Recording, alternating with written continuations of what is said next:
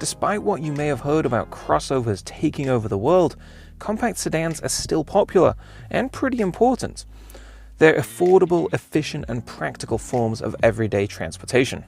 This generation of the Hyundai Elantra was introduced for the 2017 model year, and for 2019, it gets its most major update so far. The facelifted look of the Elantra is really bold. It's quite a lot more striking than the old car. Look up front, for instance, we've got all these crazy triangle shapes all intersecting with each other. And then when you move around the back, the trunk is new, the fascia is new, the tail lights and wheel designs are all updated as well. Now, I'll be honest, this is a pretty strong look for a car like the Elantra, and I wasn't really sold on it initially when I first saw photos. There's a freshened look inside too, with this much tidier and smarter center stack, with new climate control knobs and a restyled instrument cluster. I probably wouldn't pick the light-colored upholstery of this tester, but overall the Elantra's cabin looks and feels well designed. Although there are some cheaper elements, like these manual releases on the floor for the trunk and gas cap. The Elantra is a small sedan, so don't expect to lounge out in the back seat.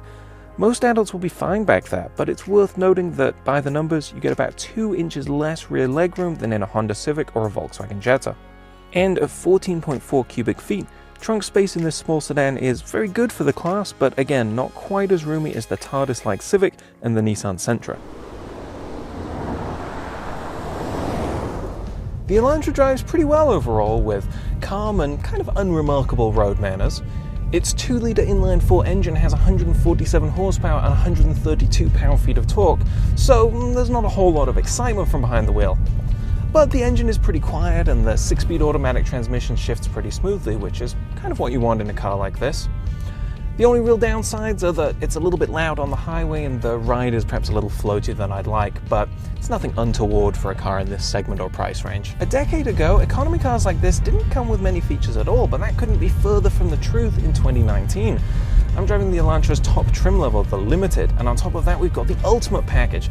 So I've got a ton of goodies, things like a sunroof, heated leather seats, push-button start, LED headlights, built-in navigation, safety tech like adaptive cruise and blind spot monitoring, even wireless phone charging. That's a really generous feature set that compares well with a lot of other compact sedans, although of course it's worth noting that not all of those features are offered on all of the Elantra's trim levels.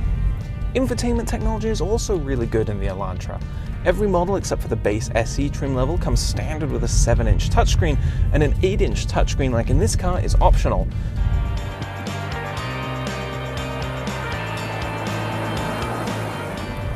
Fuel economy is rated at 28 miles per gallon city and 37 miles per gallon highway, and I found that it's actually pretty easy to hit those numbers in everyday driving. Now, those aren't best-in-class figures. The newest Volkswagen Jetta can get 30 miles per gallon city and 40 mpg highway. The Civic sedan can even do a little bit better. But all things considered, I would say that the Elantra's efficiency ratings are nothing to complain about. The 2019 Hyundai Elantra may not be the newest or best driving small car around, but with a long list of available options, very good fuel economy, attractive pricing, and this kind of cool new design, it's still an excellent choice in the compact sedan class.